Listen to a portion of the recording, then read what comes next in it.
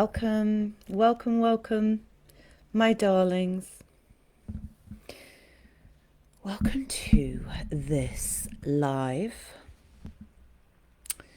streaming to you from a very wet and pretty cold Manchester, UK evening. However, that is not what I want to talk with you about today. So, if you are watching this live, do say hello. It's gorgeous to know who is here. If you're watching this on the replay, give me a hello. Maybe watching on replay or hashtag replay. Again, really lovely to hear you. So, creative revolution. I always have ended my emails, and particularly in the last few years, with here's to the creative revolution or your creative revolution. And it's been one of those phrases that has just made so much sense to me. And I've always felt it, and I've always put that out there. And then over the last couple of months, this has grown and grown and grown. And I think that it's not an understatement to say that we are living in times that are edgy as fuck. We are living in times of great uncertainty. We're living in times where fear levels have been pushed up over the limits of what is our capacity to deal with, to be with. We're living in times faster and greater in technological advancements, the speed of the amount of things vying for our attention. Yes, I am one of those things right now, vying for your attention, but I give absolutely no apology for that. And I'm very grateful if you're here and you're listening to this, that you have chosen to give your attention to hearing me speak and share with you at this time. We are overwhelmed. We don't know what to do. We're finding ourselves squished and squashed, whether that's how it is to just live, to survive, how it is just to be who we are, to make a living, to make our living, to make our impact, to know what is right, how to live, how to be. It almost in a way, everything is being shaken up. All of the components, all the little boxes, the labels, the things that we thought were this sense of safety, I call it the faux safety of things outside of us, seem to be massively being dismantled, crumbled, fracturing, and so on. And where does that leave us, hey? That's hanging on by a thread. Fingers crossed that's all going to be okay eventually, hiding away, muting ourselves down, not letting ourselves follow the thing that it is that we want to be doing, so on and so on and so on. So this is a cry for the revolution and for your creative revolution. It's now. This is the moment that we're living in when I feel we're really being asked to steady ourselves, to root deeply into the earth, to lift our hearts up to our lives, to be brave, to be vulnerable, to be bold, and to go, fuck this shit. I am going to live how I am feeling the call to live. It ain't easy though, is it? And maybe you're like, that's all very well, but yeah, I don't know.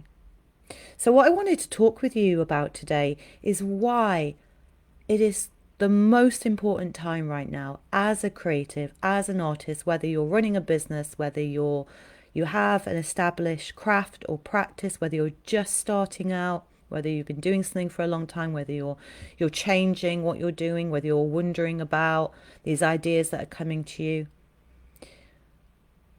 This is for you. This is a cry, a call out to you. This is a kind of vote of confidence. This is about encouraging, a celebration of. and why it is so important right now. We're in revolutionary times. The revolution is coming. So we have a choice. We have a choice. Either we go, I am a part of this. I'm going to do my part in whatever that might look like. Or I'm going to just kind of like, just press myself against the wall, just slide along. Hopefully no one will see me. Let me know when it's all over and so on. Nah, this is life. This is the life that we are living right now. We are here and it's up to us. The thing is, living a creative life, my darlings, is one of the most revolutionary things you can do. It's a radical act of living. Why? Because creatives, artists have always been seen as dangerous to this faux safety and security that society builds its own power upon. Yeah, from all of this crooked fucking lunacy from that. So it doesn't actually serve that society when we, the creatives amongst us, are going, I am absolutely doing what I am doing. I'm following my path. I'm just going to go for it anyhow. And oftentimes that ends up being that we come into community together, we create some things together, we create movements together, power to the people and so on. Or it might simply be it's just you on your lonesome in the middle of nowhere, happy in your studio, doing your own thing, maybe putting stuff out there every now and then, maybe not. That is all a part of the bigger picture. So what I wanted to speak with you about really is just going to give you 7 reasons why it is time to step up and be a part of this revolution.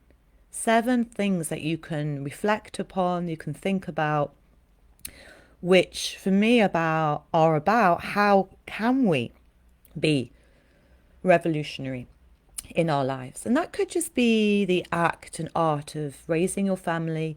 That could be how you approach being in relationship to your beloveds, to your partners, to your friendships, to your family, how you move about in the world. And revolution for me has always got this sense of freedom about it, But we're not talking about freedom that is unruly or destructive or selfish, because I don't think that is true freedom. I think I used to think that was true freedom a long time ago. I'll be a complete and utter free spirit. I'll go off and, but it's not. It's untethered. It's not sustainable. Sustainable freedom has its feet on the ground. Sustainable freedom knows that we are a part of the whole, that we are always in connection, and that what it is that we do, that we say, how we show up, how we speak, how we move, influences and has an impact and inspires everybody else around us. So we could say that being a revolutionary, being a creative revolutionary, is an inspirational way of living. Just by being. And this is the very first thing that I want to say. This is the first on this list.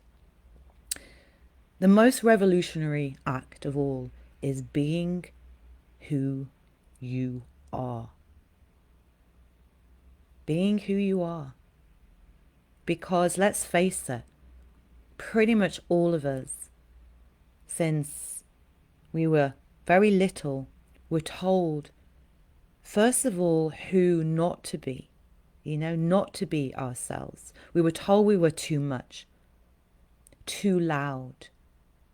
We were told we were too troublesome, too big. We were told that we say too much or say too little.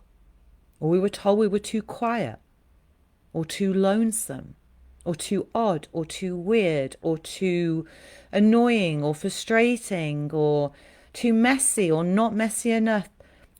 Pick your adjectives. If you want to, you can put those in the comments. What were you told that you were? What were you told about yourself, of who you were, that wasn't okay, that was wrong? that wasn't going to mean that you were going to fit in to this, as we know now, pretty fucked up society in lots of ways. And obviously, from a very young age, we didn't know that. And it was like these big people that obviously knew better than we who told us who we should be. And we began to be who we aren't. And not only that, we were then told how to be, how to be polite, how to be nice, how to act a certain way, how to live one's life, how to choose the next step going forwards, and so on and so on. Until we reach this point of adulthood when, in a weird way, we're walking around, we're interacting, we're having our lives and so on, but actually the shape of who we are isn't matching the shape, the form that we've taken on. It's like we're wearing clothing that doesn't fit us. And we're walking around all the time trying to keep it together, trying to be normal for society, because that's what we were told a long time ago, and perhaps we've never questioned it.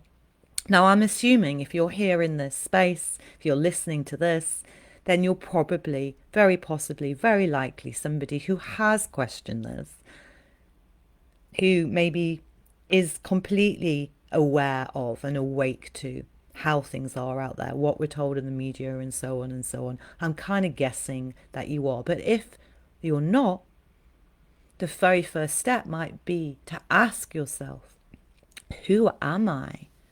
Just a small question, who am I really?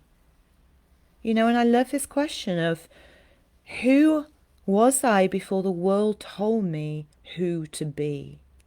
Who was I before the world told me that wasn't okay, or that was wrong, or that I wouldn't fit in?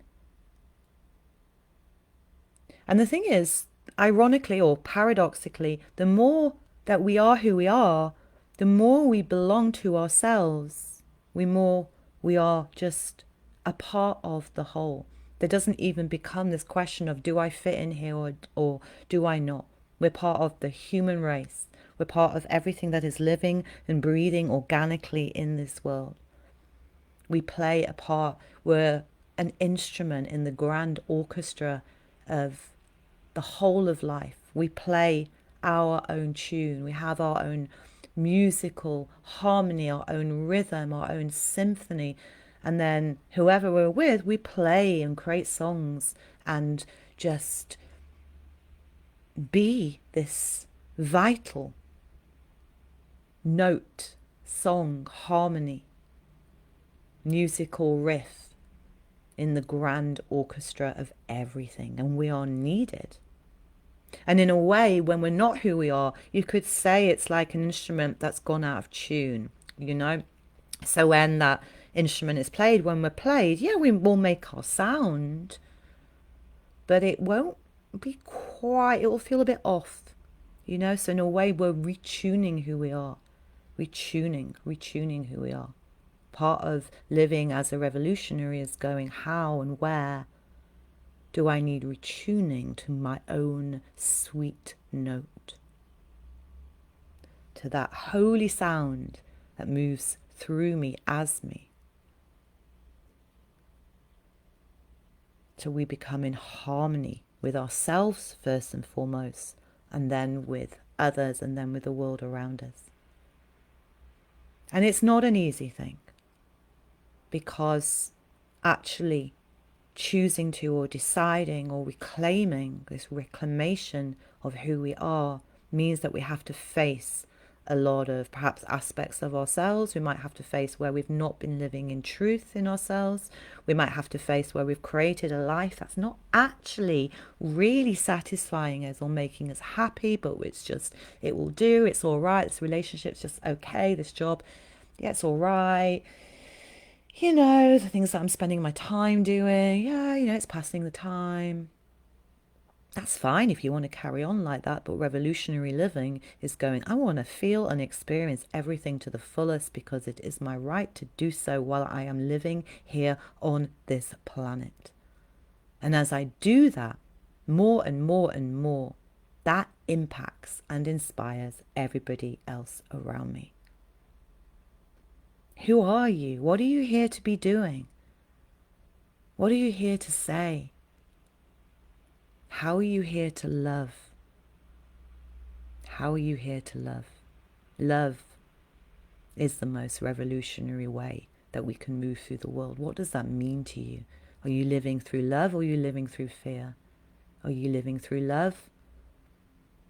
Are you living through distrust or doubt or self-betrayal or dishonoring or disrespecting?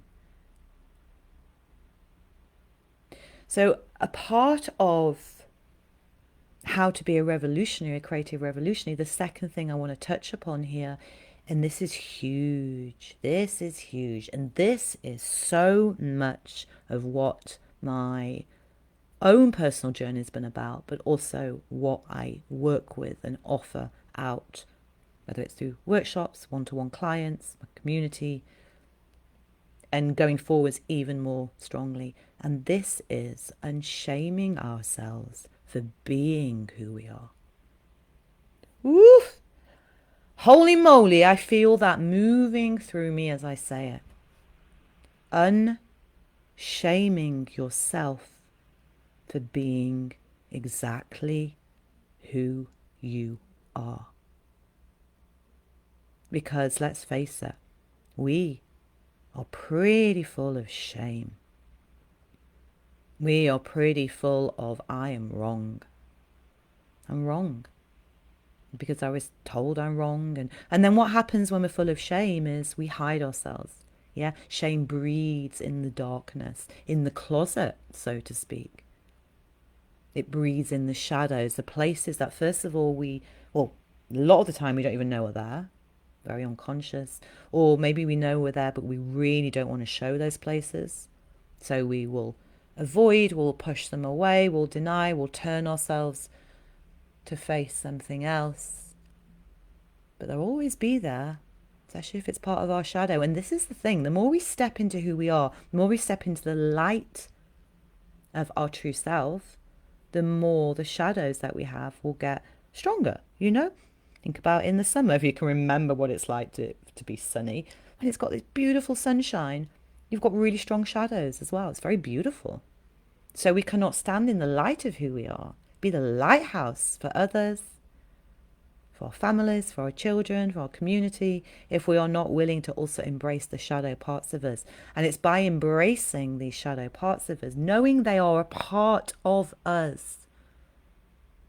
This is fundamental. And I think so many of us do all this self-help work, all of these workshops, all of these things in order to try and fix these parts of us because they're wrong, because we're wrong. It's the wrong way, to use that word again in this context, to do this. I did it for a long, long time.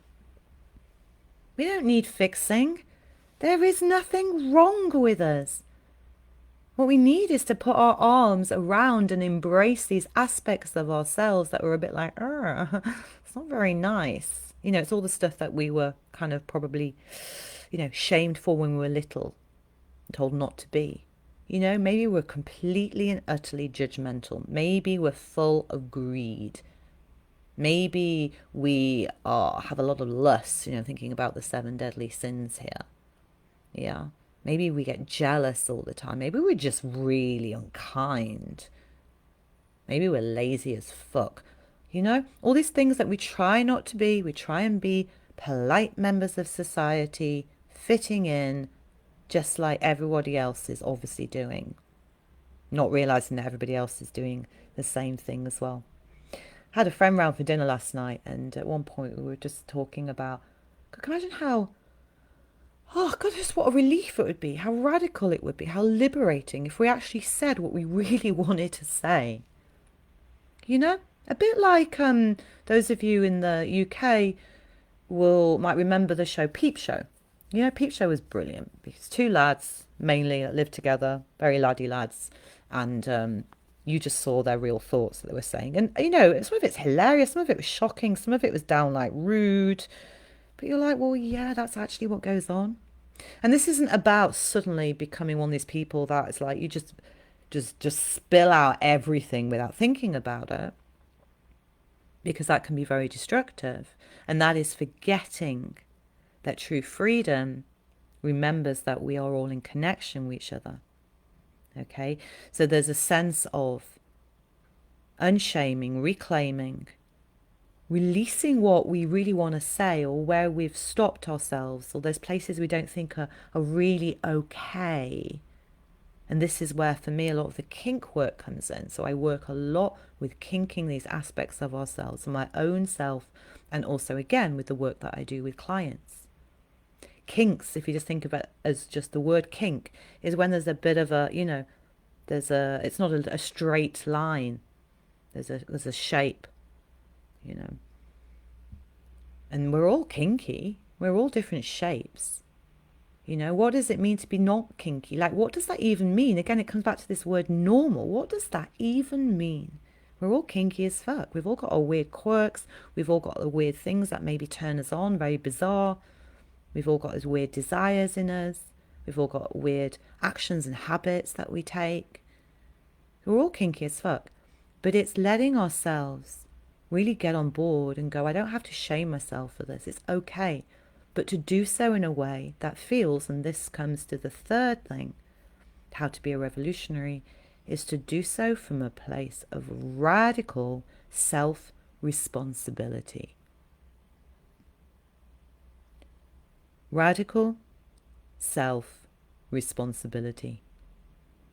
Now, this is how we have true freedom. This is being a real revolutionary in the world. Because actually, most of us, if we're really honest, kind of shy away from that. Maybe, we have a certain level of we're responsible for this, and what are you talking about? I'm responsible for my kids, I'm responsible for showing up to work, I'm responsible for this in the community, blah, blah, blah, blah. Yeah, but how much are you consciously, intentionally standing in that self-responsibility? Especially when I say self-responsibility, which means you are responsible, you are able to respond in a way that feels the most honest for you, the most true for you, the most clear for the person that you are in relationship to the world. And the more and more we act in self-responsibility, the more we pull ourselves up. There's a standard that we live in, a standard of integrity, a standard of being accountable for how we show up, for what we say, for what we do, or actions we take, the work that we're doing in the world, why we are pursuing the things we pursue, why we're not pursuing the things that we actually do want to be pursuing. Self-responsibility is huge. Self-responsibility is maturity, emotional maturity. Maturity isn't about how old you are. Jesus, hell no. It's about that ability to understand one's place in the world. And that has to start with oneself.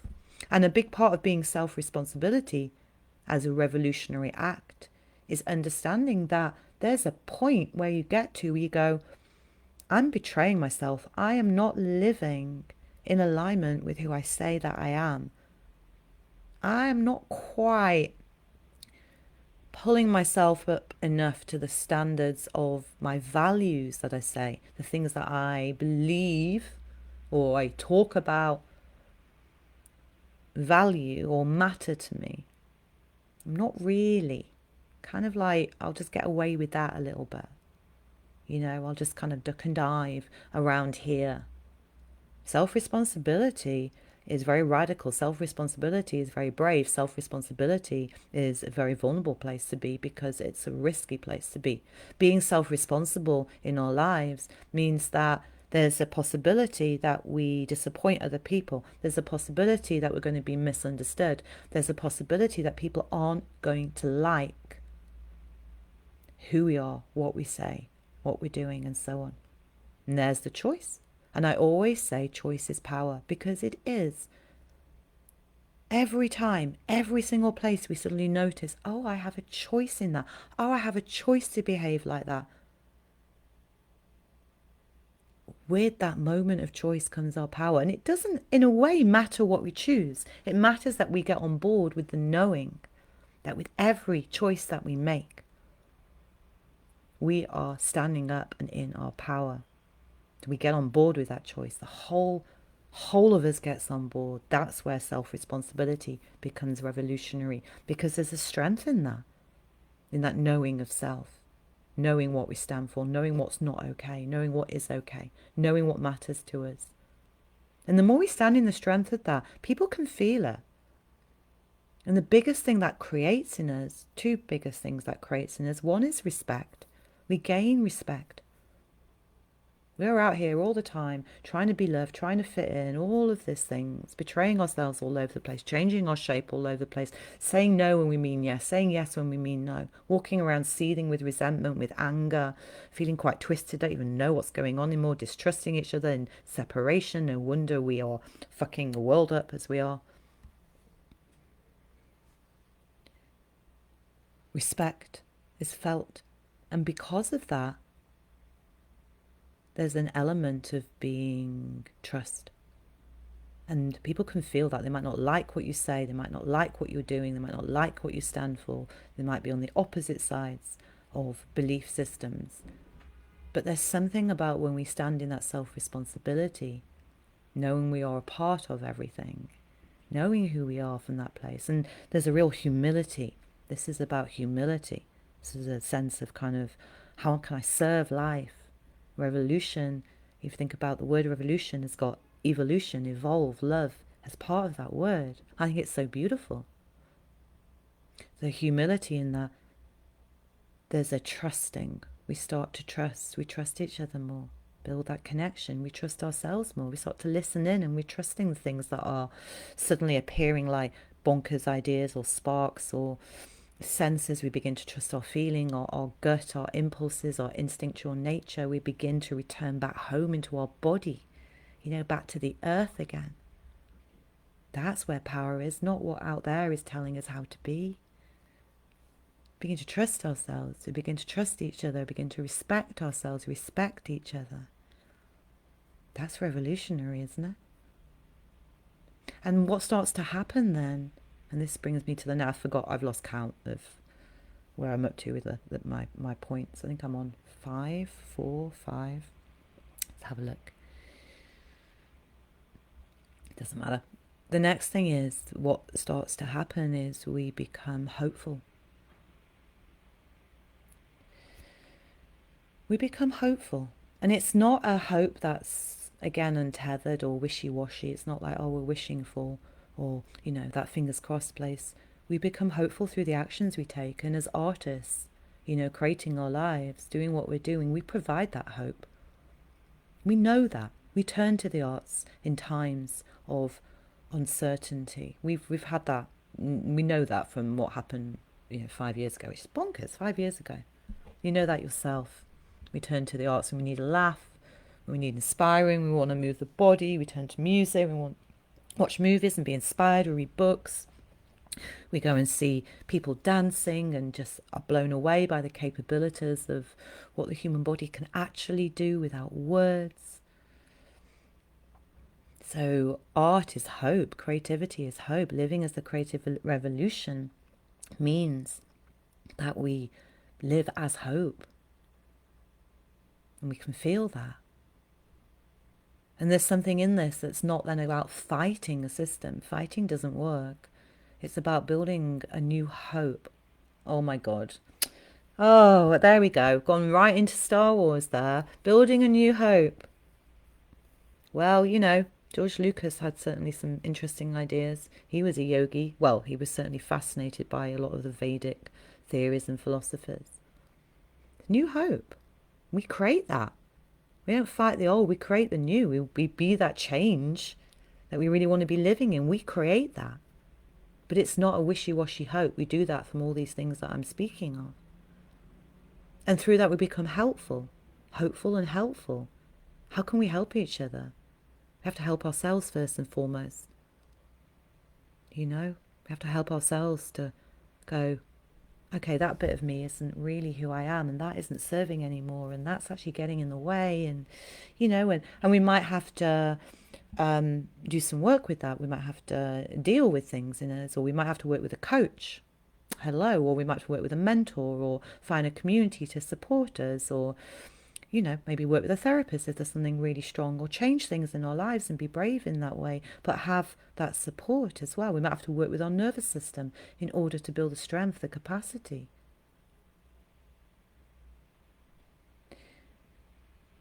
And so the last thing I want to touch upon here, and I'm really, let me know how all this is landing. Let me know anything that maybe is going aha for you, or feels like really like, oh my God, this is really calling, or this is helpful, or anything else yourself that you maybe start to think about. What would it mean to live as a revolutionary? So I'm just going to give you some other little things as well as you're moving through the day that are radical acts of revolution. And the very first thing I would say is slow the fuck down.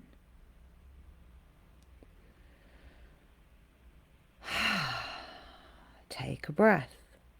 Take a sigh. Pause. Notice where you are in time and space. Feel your body. Check in with yourself. Say hello to yourself. Notice what's around you. Use your senses. Have that sensory, sensual experience. The world is too fast. And so we think we're going to be left behind. Being revolutionary means we honor our own pace. And for many of us, that can be very, very slow. Very slow. We'll still be having a sense of movement. We're still alive. We'll still be taking the steps necessary to live as a self-responsibility, to live as we are. But what happens when we begin to slow down? So that's the first part of this revolutionary act, is we start to notice the world around us. We start to pay attention, and our biggest resource is our attention. It gets taken from us all the time. We give it all the time. We're a slave to the things that just eat away our attention. For what? Often not for very much back in return. And don't get me wrong, I am as guilty as hell. I will be scrolling away later on. I'll be watching some shit, too hot to handle bullshit, watching my brain cells fall out. But it's noticing. Where do I give my attention to? Is that serving me? What if we gave our attention to where we see beauty in the world? Sometimes I do this as I walk down the street, especially if maybe my mind's gone to something, or I'm feeling a bit like that. And I'll suddenly remember to go, okay, notice the beauty. And I live in the city. I was doing this yesterday, actually. My mind was starting to go down a little worry hole of something. I was like, oh yeah, okay, notice the beauty. It's just a shift of attention. I remember noticing this beautiful, like neon ready pink light around this doorway. That was beautiful. Noticing as part of Chinatown, I think there were melons or some big fruity, interesting thing that were in these boxes, and they had this like kind of polystyrene around them, and I was just noticing the beauty of them. Noticing beauty of others. Sometimes when I do that and I'm really noticing their face, and it's almost like I don't notice that I'm noticing their face, and then sometimes the most beautiful thing ever, they'll offer a smile, a real genuine smile, because I'm looking at them, and I'll smile back. There's a moment of connection. Maybe it's the blueness of a sky or a fluffy cloud. Beauty is everywhere. It's everywhere. Everything is beauty. Noticing beauty is so revolutionary. It reminds us. Same with wonder, where wonder is in your life.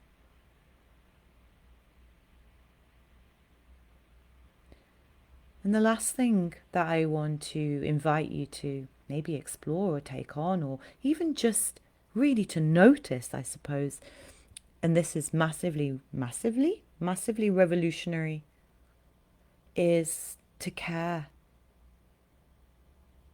To care. Has to start with self, first of all. I'm not talking about self-care like, whatever the fucking latest thing is about self-care. Caring for self is can be quite firm at times. It's the kind of reparenting, it's mothering, it's fathering of ourself. There's elements to that. But caring for how we speak to ourselves, caring for how we're showing up, caring for whether we're, living in the way that feels right for who we are. Caring for ourselves is knowing we've done enough. We're not seeking perfection, because perfectionism is in cahoots with shame. Caring means to tend to. The root of the word to care means to tend to. It's to tend to, firstly, ourselves, our own lives, and then to tend to what is around us. That might just be our home. It might be the food that we're creating. It might be the children that we're raising. It might be the friendships we have. It might be our family. It might be the work that we're doing. And then going wider out into the community. And it's not about becoming a fucking Pollyanna or suddenly like, oh, okay, yeah, I'm going to do voluntary work here, but I don't really feel like it, but, I have to care, or pretend that I care about politics and, oh, this is terrible. No, because that's not of integrity again. You might not be. I'm not political. Sometimes I try and be. I'll try and read stuff and it just goes in and then it goes out again. It doesn't stay. This is my politics.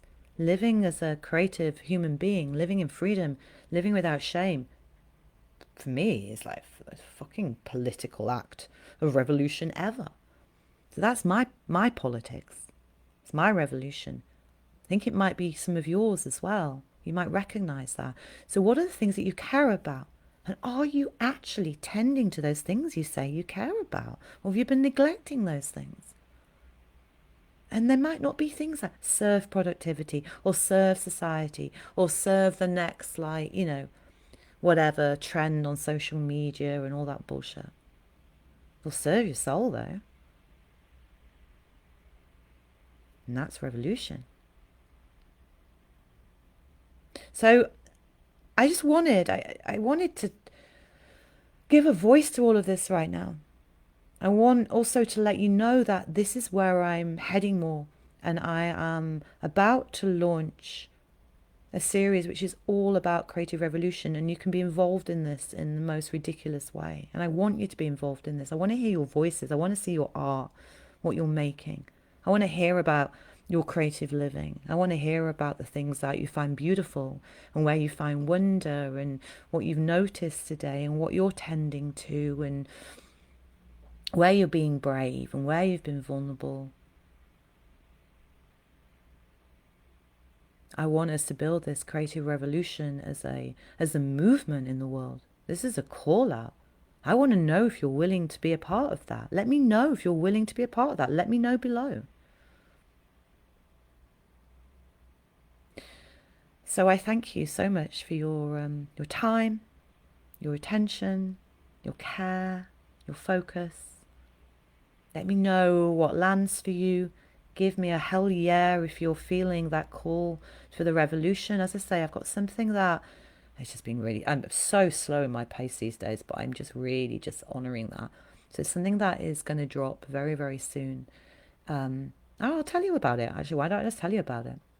So it's going to be it's going to be a magazine that I'm creating, an online magazine.